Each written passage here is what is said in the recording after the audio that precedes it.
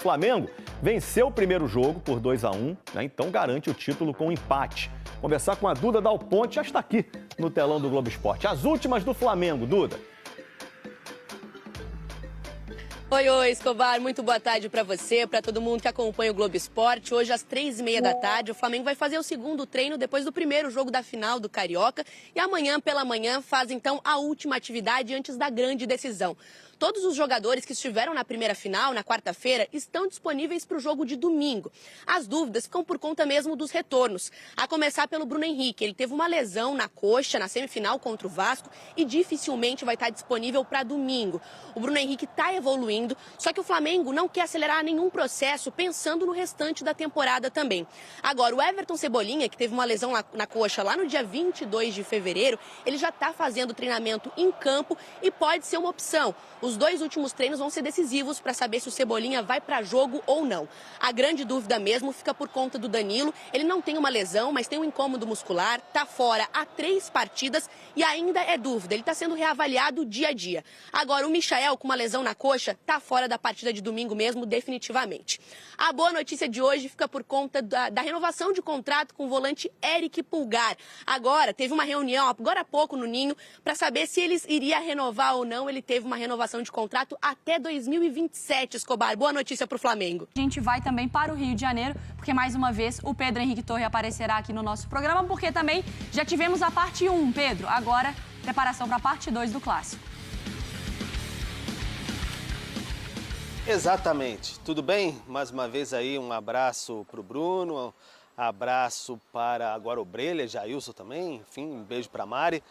Todo mundo ligado com a gente neste Sport Center. Estamos aqui na porta do Ninho do Urubu, porque mais daqui a pouco está marcado para 2h30 a coletiva do zagueiro Léo Pereira. Vai conversar com a gente aqui, falar um pouquinho sobre essa final, decisão, mas é só a coletiva hoje, não vai ter nem um minutinho de treino, antevéspera, né, de decisão, então o Felipe Luiz não vai abrir nada, nem bobinho, nem para ver se tem alguma movimentação ali, se Bruno Henrique vai conseguir alguma coisa dentro de campo, nada. Então a gente não vai poder observar. O Flamengo, que tem essa vantagem do empate, venceu o primeiro jogo 2-1 no meio de semana, sem o Bruno Henrique, é difícil a participação dele nessa segunda partida. O Juninho fez o gol nessa primeira decisão, né? Então foi contratado no início do ano, atacante, entrou no segundo tempo. Então o Felipe Luiz está se virando com o que tem neste momento. O Cebolinha pode ter uma possibilidade de retorno, sim, porque já vem evoluindo, fazendo trabalhos no gramado, é o que estaria mais próximo de retorno, assim, entre os que tinham lesão. O Danilo não tem lesão, ele está sendo ali, foi poupado de alguns jogos, não se sentiu 100% no primeiro Fla-Flu. Se conversar com a comissão técnica e disser que está ok, aí ele pode ser relacionado e ir para o jogo, não propriamente como titular, depende do Felipe Luiz. Então teremos aí, como eu disse, o Léo Pereira para essa conversa.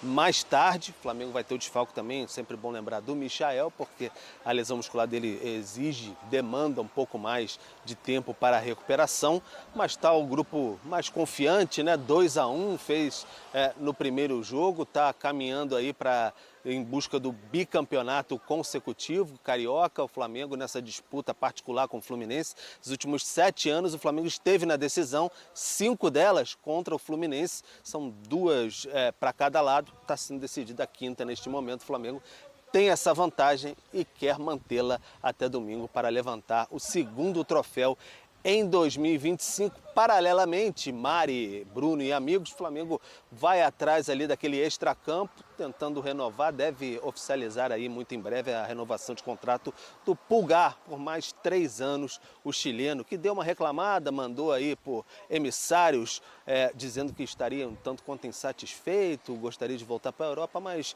tudo bem conversadinho, aquela conversa, chegando um pouco na valorização, aí o Flamengo deve conseguir mantê-lo por mais 3 anos, o chileno Pulgar. Mas ainda assim, no primeiro jogo, a gente percebeu a dificuldade do Fluminense quando o Flamengo tem a bola, porque o Flamengo se defende muito bem quando consegue ter a posse, quando consegue rodar o jogo, porque é um time muito técnico. Então, nesse aspecto, vai depender muito da rotação do Flamengo. Porque se a rotação do Flamengo se mantiver como esteve no começo do primeiro tempo, e principalmente no segundo, em que o time evoluiu, em que o time teve mais controle de jogo, fica muito difícil para o Fluminense, porque já tem uma vantagem, e ao contrário de 2023, eu vejo esse time do Flamengo, do Felipe Luiz, muito mais seguro e confiável do que aquele do Vitor Pereira, que era um time que muito desequilibrado, que dava muito espaço para os adversários. O time do Felipe Luiz se defende melhor e ataca melhor, é muito mais organizado. Então, por mais que a vantagem seja menor do Flamengo, eu vejo o Flamengo mais favorito em relação a 2023. Agora, do lado do Fluminense, tem de tentar ser um time que consiga explorar o lado direito, que o lado direito do Flamengo é o Wesley subindo, o Wesley explorar o lado direito do Flamengo. Do Flamengo. E ali, com o Canóbio, por exemplo, a bola precisa chegar mais ali, porque contra... Aí que o Fuente vai fazer falta. Então, mas aí, justamente por ter um lateral mais defensivo, pode dar mais espaço para o Canóbio tentar explorar esse corredor, porque o Wesley é um lateral que, por mais que tenha evoluído defensivamente, vai subir. É um lateral de apoio, mesmo que seja por dentro, é um lateral que naturalmente vai dar mais espaço por ali. E o Fluminense conseguiu ser muito pouco efetivo, até atacou mais com o Serna pelo lado direito do que com o Canóbio. Mas aí, no final das contas, para mim, o Canóbio vai ficar no 1 contra 2. Tá bem. O René vai ter que dar o apoio que o Fuente estava dando, assim, né? Mas, enfim, não é característica do René. Vamos ver. Ele pode conseguir dobrar com áreas. Exatamente. Áreas vai ter que mais jogar o exato. Inteiro, às vezes e aí o dobra, René né? fica um pouco mais e aí dobra com áreas. Pode ser um caminho. Né? Pode ser um caminho. Você estava falando em relação eu ia falar outra coisa, mas você estava falando em relação a lado e tudo mais. Tem uma situação desse time que pode, desse jogo, porque o Fluminense agora está em desvantagem. E aí eu lembrei do jogo, aquele 0x0 chato, que foi insuportável, que foi quando o Fluminense subiu as linhas de marcação e atrapalhou a saída de bola do Flamengo. Só que eu fico pensando assim, o Felipe Luiz, né? Pô, o Léo Ortiz e o Léo Pereira fazendo a saída de bola, eles estão fazendo muito bem. Que isso pode ser também uma armadilha que o Felipe Luiz pode fazer pro Fluminense. Ele pode chamar o Fluminense? Chamar o Fluminense, exatamente. Vem me impressionar. Vem, quem precisa do resultado é o Fluminense. Sim. O Flamengo já está com a vantagem. Vem aqui me impressionar e aí, por exemplo, aquela quebrada lá de linha que o Arrascaeta faz a finalização, que o Fábio faz aquela defesaça. Com o Gerson. Foi o Léo Ortiz dando no Pulgar, o Pulgar... Na Supercopa, o Atlético como fez Mineiro. gols contra o Botafogo? Não, e também teve na Copa do Brasil contra o Atlético Mineiro. Também. Quando subiu todo mundo, e aí o Gerson... Não sei se foi o próprio Júnior Alonso que sobe igual um maluco para tentar Exatamente, morder. o Gerson quebra todo mundo, dá no Wesley, e o Wesley atravessa o campo basicamente tudo. No primeiro jogo. E na volta teve o gol até do... Mas aí era um contra-ataque já era mesmo, desespero, né? Já era ali desespero. Também. Mas, enfim, eu acho que pode acontecer isso também, porque quem precisa do resultado é o Fluminense, o Felipe Luiz vem me impressionar, tem jogador de qualidade na saída de bola, que eu acho que essa é a diferença grande, a diferença de pressão, né, dos times. Por exemplo, quando o Flamengo pressionou o Fluminense, o Ignacio entregou 3 vezes a bola, e aí foi o gol do Flamengo. E quando o Fluminense pressionou o Flamengo quebrou a linha e quase fez o gol. Vene, pelo lado do Flamengo, como está a preparação? Eu acho que a grande pergunta para vocês, meus amigos. Vene, pelo lado do Flamengo, como está a preparação? Eu acho que a grande pergunta do torcedor é: Bruno Henrique joga ou não joga, Vene Casagrande? Fernandinha, não tem como eu cravar, porque a gente está falando de um jogador extremamente esforçado, um jogador que, fisicamente falando também, ele costuma se recuperar rapidamente das lesões musculares, mas é uma situação extremamente difícil ele ficar à disposição do técnico Felipe Luiz. Difícil? Bem difícil, porque embora o Flamengo não tenha noticiado isso, mas pelo que eu apurei foi de grau 1 a lesão dele. Ou seja, se a gente for parar e analisar o tempo de recuperação, não são dias. Extremamente curto. Ontem, por exemplo, ele não foi a campo. Hoje o Flamengo treina daqui a pouco, na parte da tarde. Dificilmente ele vai a campo. E aí ele teria apenas sábado para poder participar da atividade e ficar à disposição do técnico Felipe Luiz no domingo. Então, se eu tivesse que dizer aqui hoje para o nosso público, é muito difícil a presença do Bruno Henrique. Por exemplo, o Cebolinha ele tem mais chance de ser relacionado que o próprio Bruno Henrique, ficar à disposição do técnico Felipe Luiz. Mas também o Cebolinha está há muito tempo inativo. É difícil a gente acreditar aí que o Felipe Luiz vai colocar o Cebolinha como titular. Então, novamente, o técnico Felipe Luiz tendo que lidar com muitos desfalques no setor ofensivo. E isso diminui a capacidade dele de fazer variações táticas, não só a mudança, quando eu digo mudança, substituição de jogador, mas variação tática durante a partida também. O Luiz Araújo, que foi titular na última partida, ele acabou atuando de um lado que não é o forte dele, que é o lado esquerdo. Ele costuma render muito mais pelo lado direito. Naquele lado tem o Gonzalo Plata, que também quebrou um galho ali fazendo a função de falso 9, digamos assim. Então essa quantidade de desfalques no setor ofensivo faz com que a vida do Felipe Luiz seja mais difícil durante os jogos na hora da variação tática. Mas o estilo de jogo não muda. Por quê? Por exemplo, o Juninho, quando entra no segundo tempo, é um jogador que ele tem muita disposição tática e física, e ele consegue fazer a marcação sob pressão, algo que o técnico Felipe Luiz pede e exige muito dos atletas. Então, é por isso que eu falo sobre o Arrascaeta. Quando ele está mal fisicamente, acaba dificultando a vida do Flamengo, porque o estilo de jogo do Felipe Luiz é um estilo de jogo com muita intensidade, e o Arrascaeta atualmente ele não consegue entregar essa intensidade.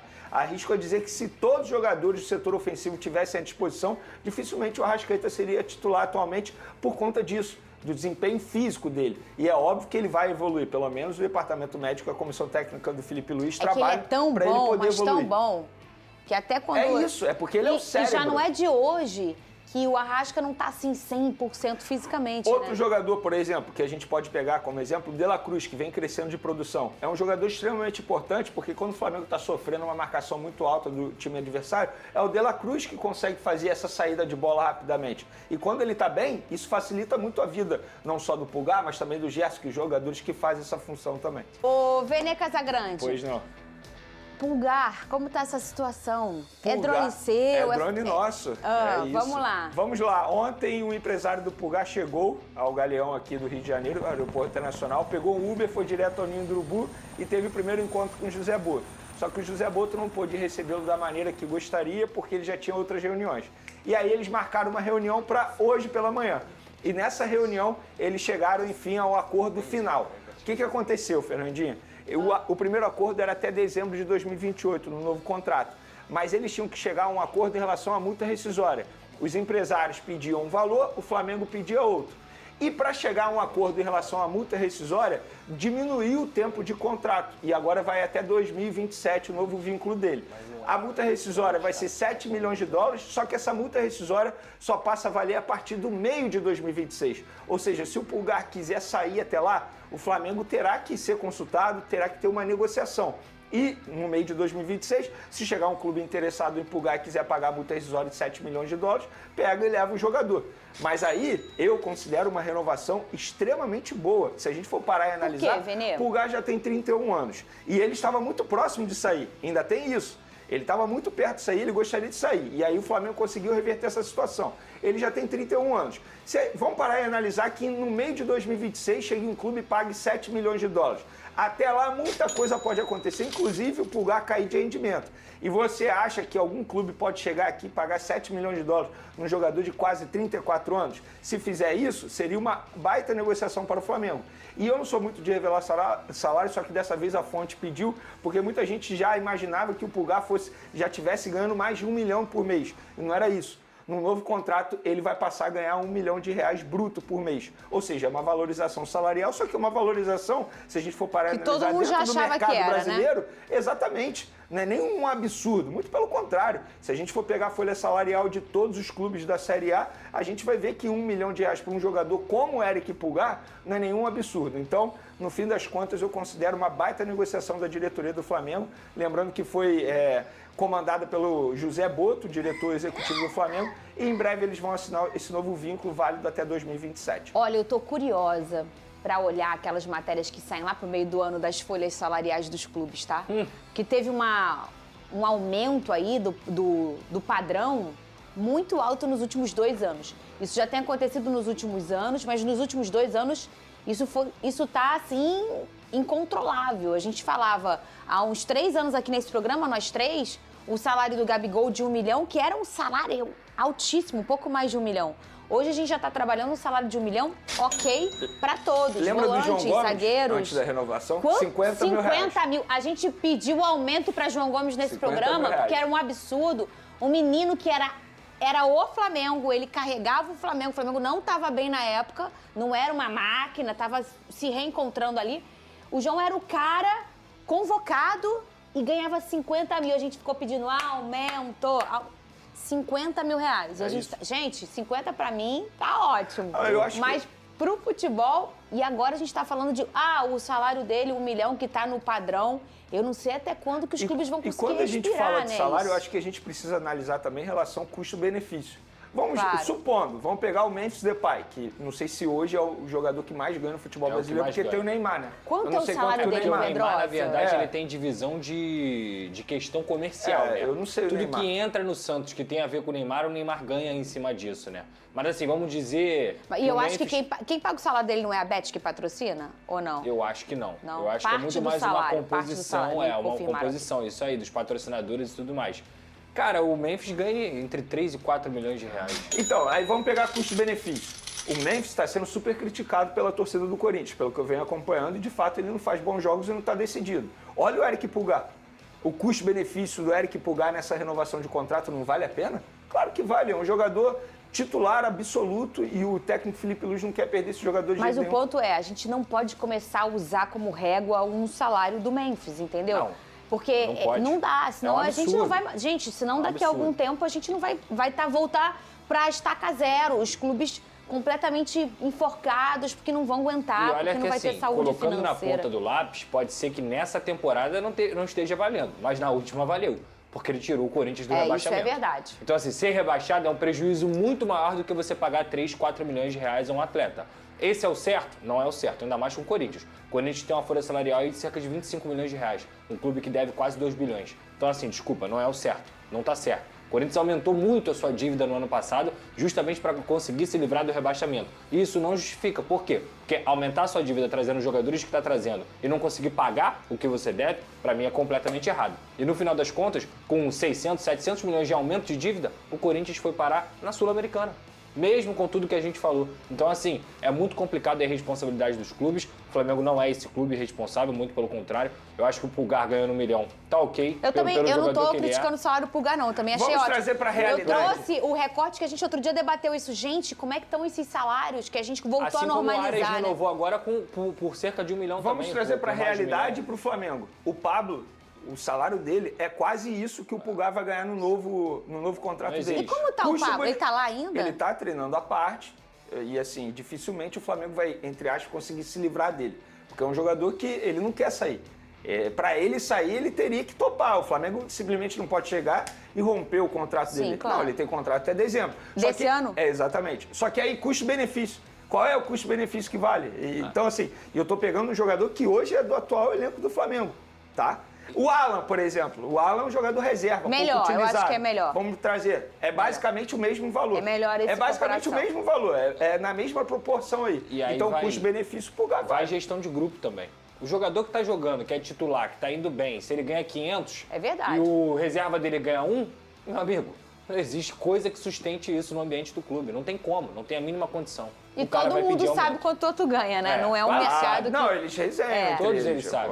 Lateral direito argentino entra na mira da diretoria rubro-negra. Volante Eric Pulgar renova o seu contrato até a temporada 2028. E mais, Coringa tem um contrato multimilionário na mesa do Flamengo. A ideia da diretoria rubro-negra é renovar também com o volante Gerson. Boa noite, abençoadas e abençoados. Pra quem não me conhece, eu sou o Luiz e eu tô chegando com tudo nessa sexta-feira. Tô chegando com um caminhão carregado de notícias e carregado de informações do nosso clube de regatas do Flamengo. Nosso amor, tem muitas novidades logo já de cara. Quero estar entregando para vocês essa grande notícia que acabou de sair. O Flamengo pode formalizar uma proposta nessa janela extra para o lateral argentino, para o lateral direito argentino, Martirena, já para ser o substituto do L, porque tendo em vista, pelo que a gente vem analisando aí, o Real Madrid formalizou uma proposta oficial para esse jogador que tem assim um futuro muito lindo pela frente. Então o Flamengo já quer se preparar para uma possível saída do L e já conta, né, com essa possível chegada do Martirena, lateral argentino que acabou de ser campeão em cima do nosso rival aqui carioca, Botafogo. É um jogador assim muito ofensivo também, tem praticamente as mesmas características do L, né, um pouquinho mais velho, né, tem um pouquinho mais de idade, só que é um jogador, né, além de ser novo também tem muita experiência, é argentino, é raçudo, vai pra dentro, tem a cara do Flamengo, o jogador já sinalizou essa possível chegada, né? O atleta também tem um desejo de vir jogar aqui no Flamengo, tendo em vista da grandeza que tem o Flamengo, né? Ele sabe lá que o Flamengo é gigante não só na América do Sul, mas mundialmente. Então, essa informação que acabou de sair, lateral direito, o argentino Martirena, pode estar chegando no Mengão a qualquer momento. Eu quero saber de vocês, o que vocês acham de ver esse baita jogador vestindo, ó, o manto sagrado. Seria uma boa, não seria? Deixa aqui nos comentários pra gente estar debatendo sobre esse grande assunto. E agora falar sobre duas renovações que estão aí muito perto de acontecer. A primeira já aconteceu, que é do volante Eric Pulgar, renovou com o Flamengo por 3 temporadas, né, válida até dezembro de 2028, uma baita de uma atacada da diretoria rubro-negra.